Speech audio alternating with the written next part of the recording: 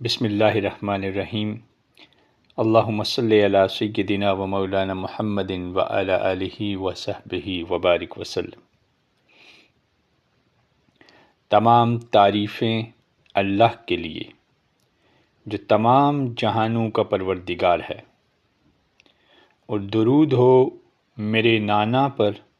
جو تمام انبیاء کے سردار ہیں۔ اللہ تعالیٰ نے سچ فرمایا ہے، پھر برائی کرنے والوں کا انجام برا ہوا کہ انہوں نے خدا کی نشانیوں کو جھٹلا دیا اور برابر ان کا مذاق اڑاتے رہے۔ اے یزید، کیا تو یہ سمجھتا ہے چونکہ تو نے ہم پر زمین کے کناروں اور آسمان کی وسعتوں کو تنگ کر دیا ہے، لہٰذا ہم تمہارے اسیر بن گئے ہیں؟ ہمیں ایک کتار میں ہانکتے ہوئے تمہاری طرف لایا جا رہا ہے، اور تم ہم پر صاحب اختیار بن گئے ہو، اور تمہارے خیال میں اس طرح ہم اللہ کی طرف سے پست اور تم سر بلند ہو گئے ہو، اور یہ سب کچھ خدا کی بارگاہ میں تمہاری عظمت اور قدر و منزلت کی بنا پر ہے۔ اب تم نے غرور و تکبر سے اپنی ناک چڑھا لی اور اپنے ارد گرد نظریں دوڑائیں۔ تم مسرت و شادمانی سے سرشار اترا رہے ہو اور غرور و تکبر سے اپنے چاروں طرف دیکھ رہے ہو۔ جب تم نے دیکھ لیا کہ دنیا تمہارے اختیار میں آ چکی ہے اور سب معاملات تمہارے حسب مراد ہیں، اور جب ہماری حکومت تمہارے اختیار میں آ گئی اور ہمارا حق سلطنت تمہارے لیے خاص ہو گیا، ذرا ٹھہرو، تحمل کرو اور جہالت و نادانی میں طیش نہ کھاؤ۔ کیا تم اللہ تعالیٰ کے اس فرمان کو بھول گئے ہو؟ اور کافر لوگ یہ گمان نہ کریں کہ ہم انہیں جو ڈھیل دے رہے ہیں وہ ان کے لیے بہتر ہے۔ ہم تو انہیں صرف اس لیے ڈھیل دے رہے ہیں تاکہ یہ لوگ اپنے گناہوں میں اور اضافہ کر لیں، اور آخر کار ان کے لیے ذلیل کرنے والا عذاب ہوگا۔ اے آزاد شدہ غلاموں کی اولاد، تمہارا اپنی عورتوں اور کنیزوں کو پردے کے پیچھے بٹھانا اور رسول زادیوں کو اسیر بنا کر در بدر پھرانا، کیا یہ عدل ہے؟ تم نے رسول زادیوں کو بے ردا اور ان کے چہروں کو بے پردہ کیا۔ دشمن انہیں ہانکتے ہوئے شہر بشہر لائے، مسافر نظریں اٹھا اٹھا کر انہیں دیکھتے، اور با پردہ بیویاں مختلف جگہوں کے رہائشی لوگوں کے سامنے بے پردہ ہو گئیں۔ دور اور نزدیک کا ہر حاضر و غائب شخص، ہر پست اور شریف اور ہر ادنا و اعلیٰ انسان ان کے چہروں کو غور سے دیکھتے ہوئے پہچاننے کی کوشش کرتا، جبکہ ان کے ساتھ سرپرستی کرنے والا نہ کوئی ان کا مرد ہے اور نہ ہی دیکھ بھال کرنے والی کوئی رشتہ دار عورت۔ تمہارا یہ عمل اللہ کے ساتھ سرکشی اور جان بوجھ کر رسول خدا صلی اللہ علیہ وآلہ وسلم کا انکار اور اس دین کو رد کرنا ہے جسے پیغمبر اکرم صلی اللہ علیہ وآلہ وسلم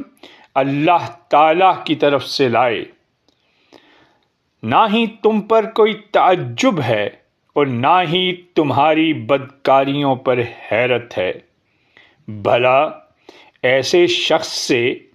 بھلائی کی توقع ہی کیا ہو سکتی ہے جس نے شہیدوں کا جگر چبا کر تھوک دیا ہو اور جس کا گوشت پوست سعادت مندوں کے خون سے بنا ہو، اور جس نے سید الانبیاء صلی اللہ علیہ وآلہ وسلم کے ساتھ جنگ کی، اس نے مختلف گروہوں کو جمع کیا، سامان جنگ فراہم کیا، اور رسول خدا صلی اللہ علیہ وآلہ وسلم کے مقابلے میں تلواریں کھینچ لی۔ تمام عرب میں سب سے بڑھ کر خدا کا منکر تھا، اور سب سے بڑھ کر رسول خدا کا انکار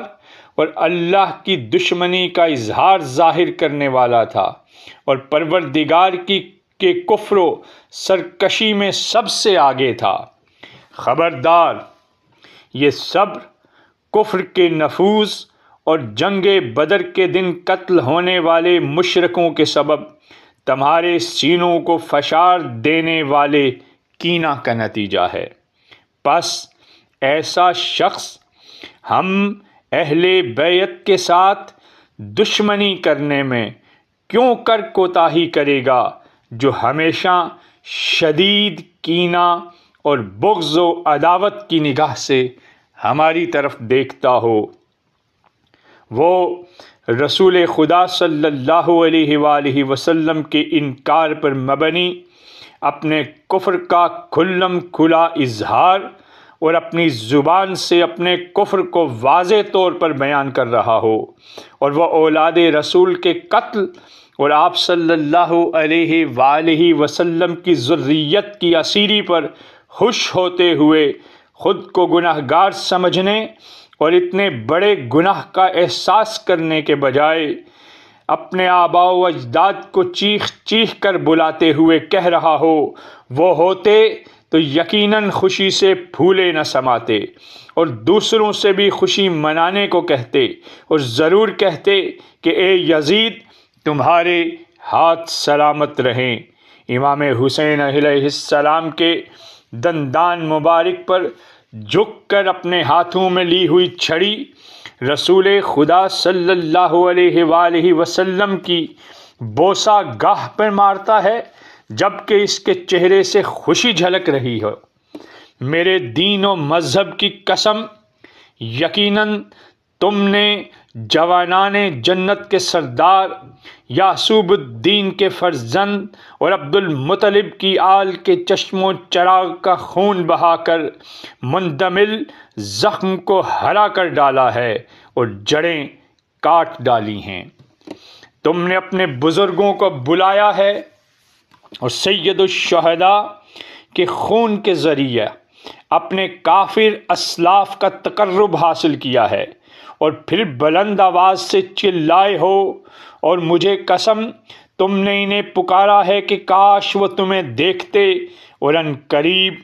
تم انہیں دیکھو گے لیکن ہرگز تمہیں نہیں دیکھیں گے۔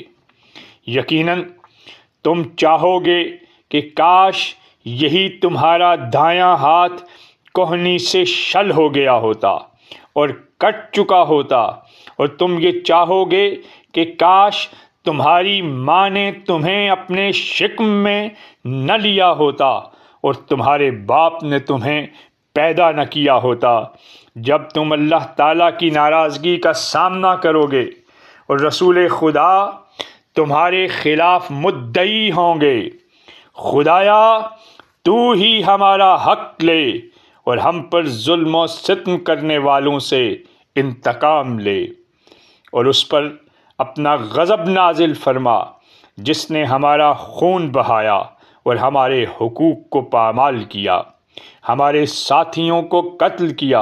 اور ہماری حرمت پامال کی۔ اے یزید، تم نے جو کچھ کرنا تھا وہ کر چکے، تم نے اپنی ہی کھال ادھیڑی ہے اور اپنی ہی گوشت کو ٹکڑے ٹکڑے کیا ہے، اور ان قریب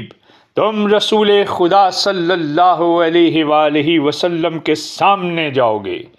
جبکہ تم نے آپ صلی اللہ علیہ وآلہ وسلم کی اولاد کا خون اپنی گردن پر لیا اور آپ صلی اللہ علیہ وآلہ وسلم کی حرمت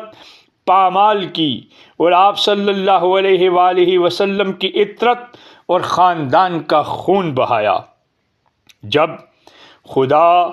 ان سب کو رسول خدا صلی اللہ علیہ وآلہ وسلم کے ساتھ اکٹھا کرے گا اور ان سب بکھرے ہوئوں کو آپ صلی اللہ علیہ وآلہ وسلم کے ساتھ ملا دے گا اور ان پر ظلم کرنے والوں سے انتقام لے گا اور ان کے دشمنوں سے ان کا حق کا بدلہ لے گا۔ اے یزید، اولاد رسول کے قتل کی یہ خوشی تمہیں ذلیل و رسوا نہ کر دے، اور تم خدا کی راہ میں قتل ہونے والوں کو مردہ مت سمجھو،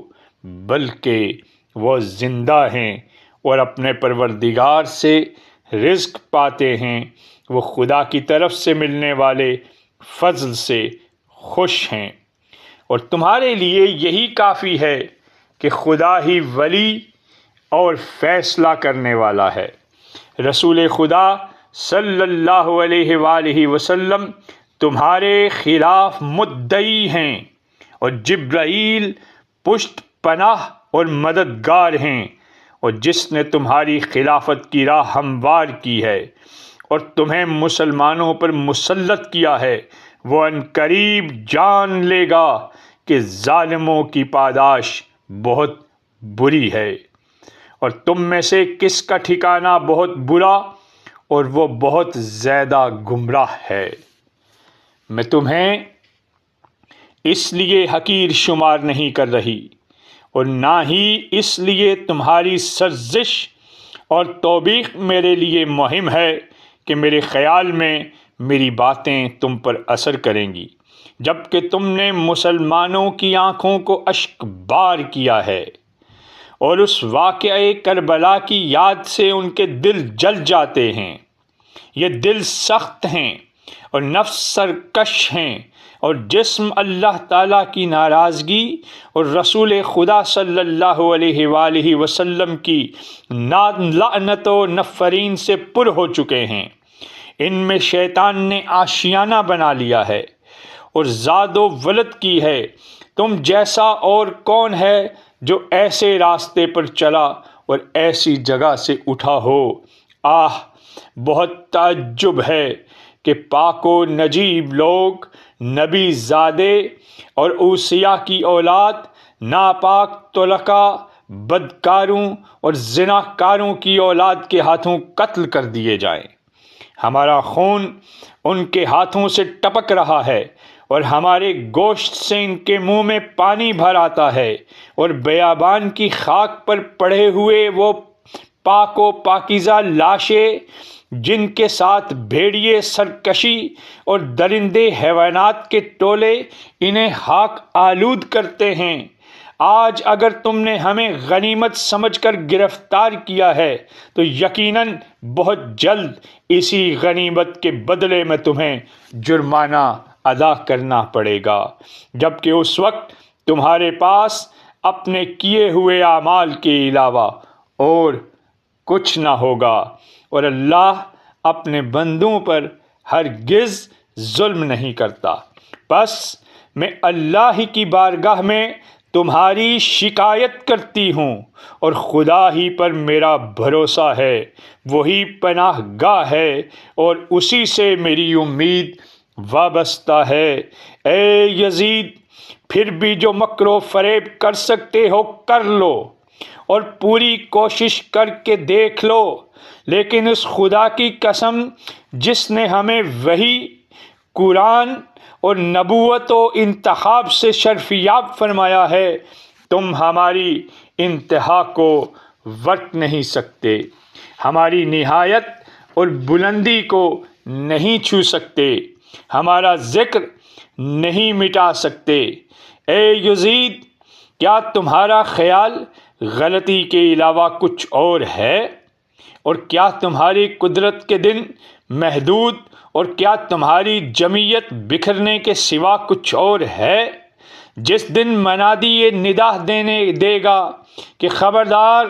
تجاوز کرنے والے ظالموں پر خدا نے لعنت کی ہے۔ تمام تعریفیں اس اللہ کے لیے ہیں جس نے اپنے اولیاء کے لیے سعادت قرار دی اور اپنے منتخب بندوں کے لیے شہادت کے ساتھ ارادوں کی تکمیل کو مقرر کیا۔ خدا نے ان کو رحمت، شفقت، رضوان اور مغفرت کی طرف منتقل کر دیا ہے۔ تیرے علاوہ کسی نے ان کے ساتھ شقاوت نہیں کی، اور تیرے علاوہ کسی نے انہیں آزمائش میں نہیں ڈالا۔ ہم خدا سے دعا کرتے ہیں کہ وہ ہمارے شہیدوں کا اجر کامل کرے اور ان کے ثواب اور آخرت کے ذخیرہ میں اضافہ فرمائے، اور ہم خدا سے بہترین جانشینی اور خوبصورت قبولیت کے خواہاں ہیں۔ بے شک وہ نہایت رحم اور محبت کرنے والا ہے۔